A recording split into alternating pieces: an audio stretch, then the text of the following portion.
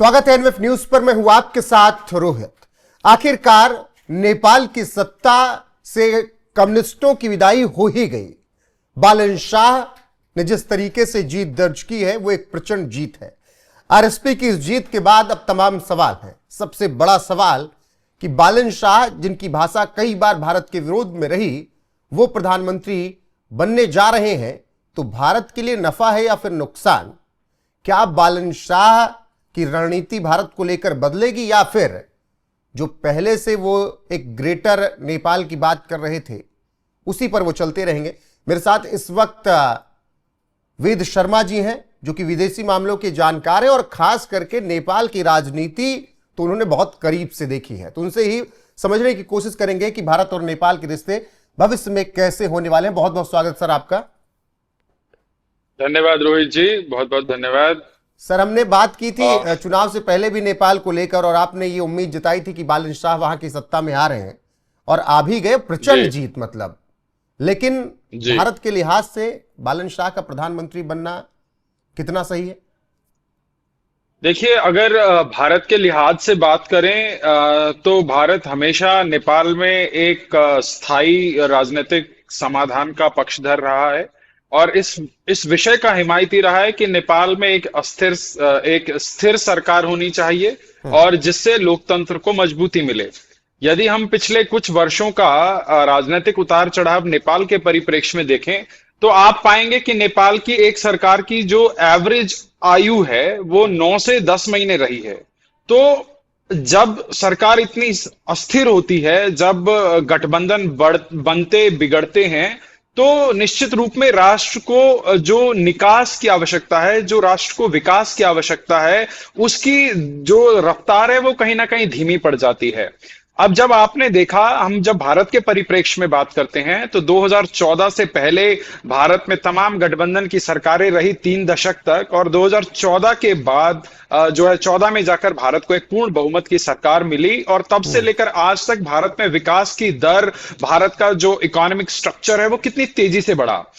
और मैं जब नेपाल की बात करता हूं तो मैं नेपाल में होते हुए बहुत सारे वहां के मीडिया में जब इस तरीके से हम इंटरेक्शन करते थे तो मैं हमेशा एक बात पर हमेशा जोर देता था कि नेपाल एक बहुत छोटा सा राष्ट्र है जिसकी पॉपुलेशन लगभग 3 करोड़ है और नेपाल में जो प्राकृतिक संसाधन है, नेपाल के अंदर जो युवाओं की एनर्जी है, अगर उसको हम चैनलाइज करें तो आई स्ट्रांगली फील कि नेपाल बहुत तेजी से ग्रो कर सकता है, बशर्ते वहां पर एक विजन देने वाली एक स्थायी सरकार हो। और कई वर्षों के बाद आज से लगभग दशक पहले आज हम नेपाल में 2082 की बात कर रहे हैं, तो 2074 विक्रम संवत में नेपाल में कम्युनिस्टों की प्रचंड बहुमत की सरकार आई थी केपी ओली के नेतृत्व में। 2/3 का बहुमत नेपाल की जनता ने दिया था, पर वो सरकार 3 वर्ष भी नहीं चल पाई। प्रचंड जी अलग हो गए, माधव नेपाल जी अलग हो गए और जो है केपी ओली जी अलग हो गए। फिर उसके बाद वो उठापटक की राजनीति, इधर गणित उधर गणित वाली राजनीति चलती रही। 9 महीने 6 महीने 11 महीने की तमाम सरकारें चलती रही। जब तक किसी एक विषय का पटाक्षेप हो पाता तब तक दूसरी सरकार बन जाती थी। तो नेपाल में अनिश्चितता की राजनीति रही। पर अब बालन शाह क्या वो अस्थायित्व दे पाएंगे, स्थिरता दे पाएंगे? आपको क्या लग रहा है 165 में अगर 125 सीटें वो ला रहे हैं और फिर 100 सीटों में कितना मिलेंगे वो गुणा गणित आगे होगा, तो क्या बालन शाह वो स्थिरता दे पाएंगे? 5 साल तक हम मान लें कि नेपाल में यही सत्ता चलने वाली है? देखिए रोहित जी, लोकतंत्र की बात करते हैं तो जनादेश बहुत महत्वपूर्ण होता है और नेपाल की जनता इतनी परिपक्व है कि उसने तमाम मौकों पर वहां के पार्टियों को, वहां के नेताओं को जो है भर भर के जनादेश देने का काम किया है। अब ये जिम्मेवारी उन नेताओं पर, उन पार्टियों के ऊपर आ जाती है कि हम जनता के जनादेश का सम्मान कैसे करें और राष्ट्र को विकास की राह पर कैसे लेकर जाएं। तो जब हम राष्ट्रीय स्वतंत्र पार्टी की बात करते हैं तो वो बहुत लंबा इतिहास नहीं है राष्ट्रीय स्वतंत्र पार्टी का, बमुश्किल 3 वर्ष का जो है एक इतिहास है। पिछले इलेक्शन में जब राष्ट्रीय स्वतंत्र पार्टी रवि लामिछाने के नेतृत्व में चुनाव में गई, 6 महीने पुरानी पार्टी थी, 21 सीट जीत के आई, और वो भी तमाम गठबंधन के घटक के रूप में उस पार्टी ने भी काम जो है सरकार के अंदर रहकर वो एक्सपीरियंस लेने का काम किया है। उन नव युवाओं ने जो है विभिन्न मंत्रालयों में जाकर जो है वहां की पार्लियामेंटेरी जो सिचुएशन है उसको समझने और काम करने का काम किया है। जब हम बालेन शाह की बात करते हैं तो बालेन शाह जब निर्दलीय एक मेयर के रूप में लड़े तो बहुत सारे लोगों ने उनको अंडर एस्टिमेट करने की कोशिश करी। उन्होंने कहा कि ये वोट कटवा साबित होंगे, फलां होंगे, ऐसे होंगे, क्योंकि जो है मेन स्ट्रीम पॉलिटिकल पार्टी का अपना वोट बैंक होता है, अपना कैडर होता है, कुछ नहीं कर पाएंगे। पर जब इलेक्शन का रिजल्ट आया मेयर का तो वो एक निर्दलीय होते हुए वो जो है लैंडस्लाइड विक्ट्री की ओर आगे बढ़ गए और उन्होंने जो है अपने 3 साल के कार्यकाल में एक होप जगाई नेपाल के अंदर। क्योंकि देखिए महानगर अब मैं इसी चीज को आगे बढ़ाते हुए, नेपाल के एक पूर्व प्रधानमंत्री रहे बाबूराम भट्टराई जी, वो आज दिल्ली में हैं।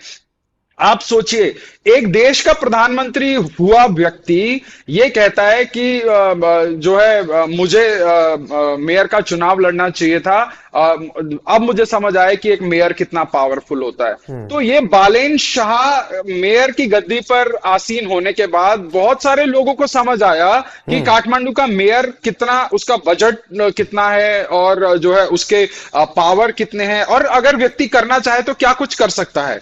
तो उन्होंने युवाओं के बीच में स्पेशली एक होप जगाई। उन्होंने जो है बहुत सारे रोजगार के कार्यक्रम चलाए, उन्होंने जो है काठमांडू के अंदर स्किल से रिलेटेड प्रोग्राम में युवाओं को एंगेज किया। तो जब आपकी नियत पब्लिक देखती है तब जो है वो आपके ऊपर विश्वास करती है। तो ये जो चुनाव था, ये चुनाव बालेन ज्यादा था इंस्टेड ऑफ नई पार्टी। तो हमने देश के अंदर देखा कि लोग ये बोल रहे थे कि भाई हमें कैंडिडेट का नहीं पता, बट हम किसको दे रहे हैं, वो घंटी को वोट दे रहे हैं, हम बालेन शाह को वोट दे रहे हैं। तो लब्बो लुबाब ये था वहां पर दिख रही। सर आखिरी सवाल मेरा यहां पर ये कि नई सरकार आई, वामपंथियों से अलग हटकर सरकार आई। नेपाल के लिए सबसे बड़ी खुशी की बात तो यही कि 2008 के बाद इतना प्रचंड बहुमत जब से राजशाही गई और फिर वामपंथियों से अलग सरकार। अब यहां पर क्या चीन का क्या इंटरफेरेंस होगा, अमेरिका का कैसे इन्वॉल्वमेंट होगा, क्योंकि जो कुछ भी हुआ पिछले वक्त में चीन और अमेरिका अछूते नहीं रहे नेपाल में जो कुछ भी हुआ उससे, क्योंकि उनका भी बड़ा योगदान रहा नेपाल के इस बवाल में। तो अमेरिका और चीन के साथ बालेन शाह कहां दिख रहे हैं और इनका दोनों देशों का इन्वॉल्वमेंट कितना दिख रहा है? देखिए अभी आपने पिछले प्रश्न में बहुत सारी चीजें इन्वॉल्व करी, आपने ग्रेटर नेपाल का मुद्दा उठाया। अब आप देखिए प्रत्येक राजनीतिक दल का, प्रत्येक नेता का अपना अपना एक एजेंडा होता है। जब आप केपी ओली की बात करेंगे तो उन्होंने एक राष्ट्रवाद के मुद्दे को हवा दी। उन्होंने बताया कि भाई जो अयोध्या है वो भारत में नहीं वरन नेपाल में एक थोरी नाम की जगह है, वहां पे वो असली अयोध्या है। तो वो आपको उदाहरण दे रहा था कि केपी शर्मा ओली का उदाहरण दे रहा था कि उन्होंने जो है एक जो बहुत बड़ा मुद्दा था भारत को लेकर, जब आपको पता है भारत में राम मंदिर और अयोध्या का मुद्दा एक राजनीतिक मुद्दा नहीं है, एक इमोशनल, एक बहुत बड़ा संवेदनशीलता का मुद्दा है। उन तमाम मुद्दों को उन्होंने जो है किस प्रकार से उन्होंने इनकैश करने की कोशिश करी। उन्होंने बताया कि भाई असली अयोध्या जो है वो नेपाल में ठोरी नाम की जगह पर है। और तमाम देश के अंदर तमाम पॉलिटिकल लीडर्स अपने कार्यकर्ताओं को उत्साहित करने के लिए इस प्रकार की जो है तमाम विषय को उछालते हैं कि उससे वो कैलकुलेट करते हैं कि इससे नफा नुकसान क्या होगा। पर जब हम बालेन शाह की बात करते हैं, बालेन शाह एक इंजीनियरिंग के स्टूडेंट हैं, भारत में पढ़ाई की है, रैपर रहे हैं और एक युवा व्यक्ति हैं, 35 साल के व्यक्ति। अब आप सोचिए कि नेपाल का जो आज का युवा है और जो आज से 15-20 साल पहले का जो नेपाल का व्यक्ति है, उनके और आज के युवाओं में सोचने में बहुत डिफरेंस है। 35 साल के युवा प्रधानमंत्री को कैप्चर करने के लिए चीन और अमेरिका क्या करेंगे, बस ये थोड़ा सा समझाइएगा बहुत छोटे में।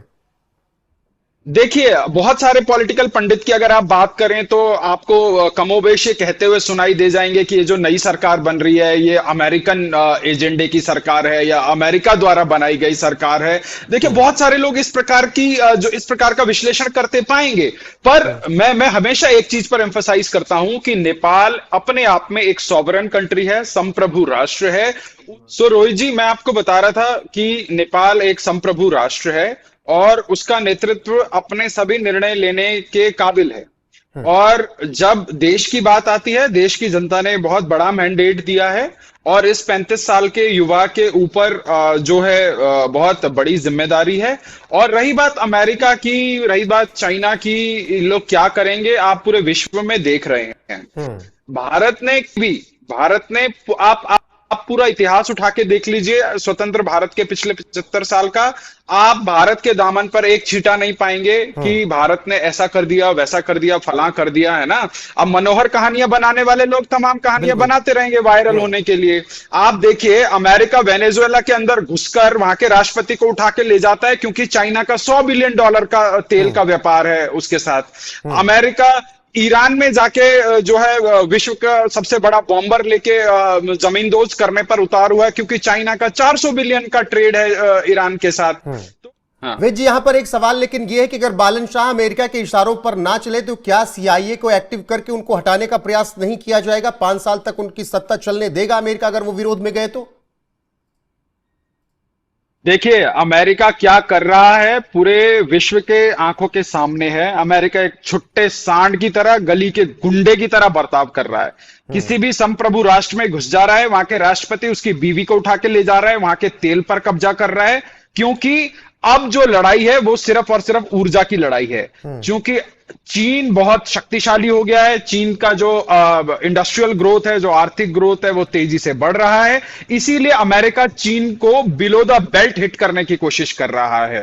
क्योंकि वेनेजुएला के साथ $100 बिलियन का उसका तेल का लेना देना है, वहां बर्बाद कर दिया। ईरान के साथ 400 बिलियन से अधिक का लेना देना है, वहां बर्बाद कर दिया।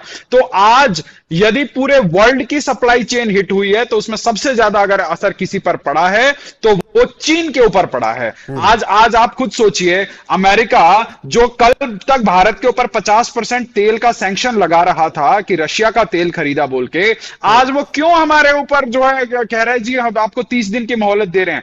जब when we talk about Nepal, America के इरादे बहुत क्लियर हैं। नेपाल में एमसीसी पास हुआ, आज से बहुत साल पहले पास हुआ, इन्हीं पुरानी पार्टियों ने पास किया और एमसीसी के माध्यम से अमेरिका ऑलरेडी नेपाल के अंदर है।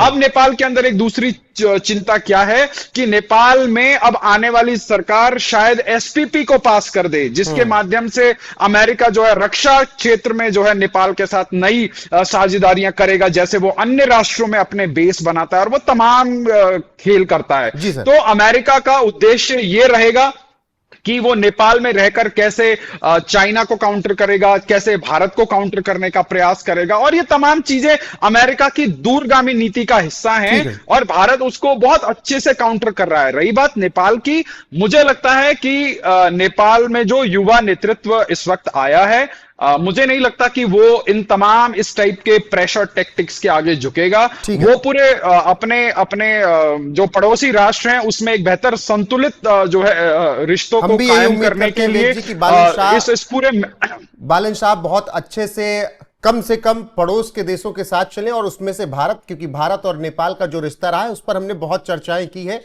कि भारत और नेपाल का रिश्ता कभी टूटेगा नहीं। बाकी अमेरिका क्या कुछ करता है। और मैं इसमें एक चीज और जोड़ना चाहूंगा कि देश के प्रधानमंत्री का नेतृत्व संभालना और एक महानगर के मेयर का नेतृत्व संभालना बहुत बड़ा एक इसमें डिफरेंस रहता है। तो बहुत सारी पॉपुलिस्ट चीजें उन्होंने जो है कही होंगी, करी होंगी, पर जब आप देश के प्रधानमंत्री के रूप में सत्तासीन होते हैं तो पूरा सिनेरियो चेंज हो जाता है, काम करने का अंदाज बदल जाता है, वैश्विक मुद्दों को देखने का जो नजरिया चेंज होता है और बहुत एक डिफरेंट जोन में आप चले जाते हैं। तो मुझे लगता है कि टाइम के साथ जो बालन शाह उस नजर आएंगे, क्योंकि अब उनको वैश्विक तौर पर वैश्विक नेता बन चुके हैं, एक राष्ट्र के वो सर्वे सर्वा बनने जा रहे हैं। तो उनके बातों में भी और उनके हाव भाव में भी, उनके रिलेशंस में भी आपको बदलाव दिखेगा। यही बात वेद जी कह रहे हैं। और बाकी क्या अमेरिका के विरोध में जाते हैं तो क्या होता है, चाइना क्या कुछ कर सकता है, इन सब संभावनाओं पर हमने बात की, क्योंकि वेद जी नेपाल को ग्राउंड जीरो से बहुत अच्छे से समझते हैं। कई बार एनएफ न्यूज पर हमने उनके साथ चर्चा की है, आपने देखा है। फिलहाल सर आपका बहुत शुक्रिया, हमारी मुलाकात जल्द होगी तो और विस्तार से नेपाल पर हम चर्चा करेंगे। अभी के लिए बस इतना है। आपकी राय क्या है कमेंट सेक्शन में जरूर बताइएगा। वीडियो को शेयर कीजिएगा, लाइक कीजिएगा, चैनल को सब्सक्राइब करना ना भूलिएगा। बने रहिएगा हमारे साथ, देश और दुनिया की हर एक अपडेट आपको यहां पर मिलती रहेगी लगातार। नमस्कार।